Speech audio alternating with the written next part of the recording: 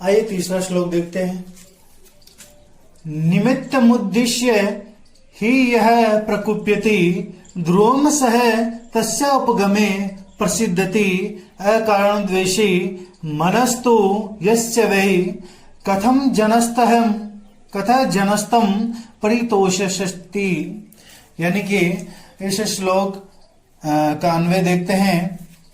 यह निमित्तम उद्देश्य प्रकुप्यति सह तस्य उपगमे द्रोम प्रसिद्धति यस्य मनः कारण द्वेषी अस्ति जनः तम कथम परितोषति। देखिए इसके शब्दार्थ आपको याद होनी चाहिए। यह का मतलब होता है जो, यानी कि जो मनुष्य किसी कारण या उद्देश्य के कारण क्रोध करता है, यानी कि जो व्यक्ति किसी कारण से अत्यधिक क्रोध करता है वह व्यक्ति तस्य निमित्तस्य का मतलब क्या होता है? कारण, यानी कि वह उस कारण की समाप्ति पर उपगमे मतलब समाप्ति पर निश्चित रूप से प्रसन्न होता है। यस्य मन, जिस का मन अकारण द्वेषी, यानी कि जिसका मन अकारण क्रोध करने वाला होता है, जन तम कथम परितोषति, यानी कि उसे लोग कैसे प्रसन्न कर सकते हैं। इस श्लोक का अर्थ है कि जो व्यक्ति किसी कारणवश से क्रोध करता है तो वह कारण की समाप्ति पर वह प्रसन्न हो जाता है, खुश हो जाता है। लेकिन जो व्यक्ति अकारण ही क्रोध करता है, बिना किसी वजह से ही, वजह न होने पर भी क्रोध करता है, तो उसे लोग कैसे प्रसन्न कर सकते हैं, है कि नहीं?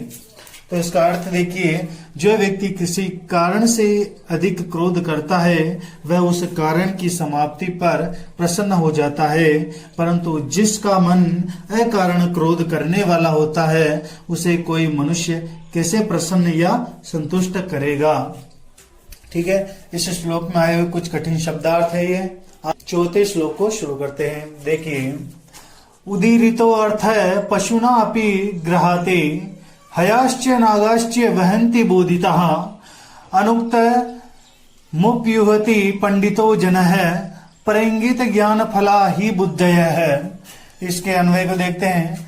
पशुना अपि, पशु भी, उदीरित का मतलब होता है कहा हुआ, पशु भी कहे हुए अर्थ को ग्रहाते मतलब ग्रहण करते हैं या प्राप्त करते हैं, यानी कि पशु भी कहे हुए अर्थ को प्राप्त करते हैं। हया का मतलब था घोड़े और नागा का मतलब होता है हाथी। ठीक है, हया नागाश्च बोधिता भारम वहन्ति, घोड़े और हाथी बोधिता मतलब बताए गए के अनुसार भार वहन्ति मतलब वजन ढोते हैं। यहाँ पे जो च आया है इसका मतलब क्या होता है? और, है ना? ये आता है एक शब्द से पहले बोलते हैं, इसको ध्यान रखना। हाथी, एक घोड़े और हाथी, है ना? ये यहाँ पे बीच में आ गया। ठीक है, यानी कि घोड़े और हाथी भी बताए हुए के अनुसार ही वहते हैं मतलब वजन ढोते हैं। पंडित जन अनुक्तम अपि उहति का मतलब क्या होता है? उहति का मतलब होता है अंदाजा लगाता है, यानी कि पंडित कहने मात्र के अंदाजे से ही, यानी कि इशारा करने से ही उहति का मतलब क्या होता है? अंदाजा लगा लेते हैं, वह समझ जाते हैं। बुद्धये परंगित ज्ञान फला भवति, और बुद्धिमान लोग परंगित ज्ञान फला का मतलब क्या होता है? संकेत जन्य से ज्ञान रूपी फल वाले होते हैं। भवति मतलब होते हैं, मतलब जो बुद्धिमान जो लोग होते हैं वह संकेत मात्र से ही ज्ञान को प्राप्त कर लेते हैं।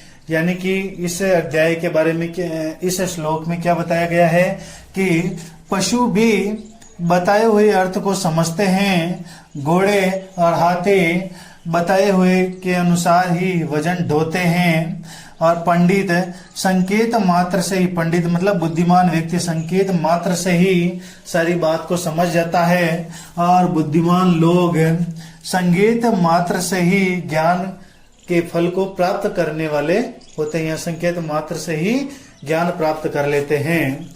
ये इस श्लोक के कुछ कठिन शब्दार्थ हैं। ये इधर भी दे रखे हैं और इधर भी।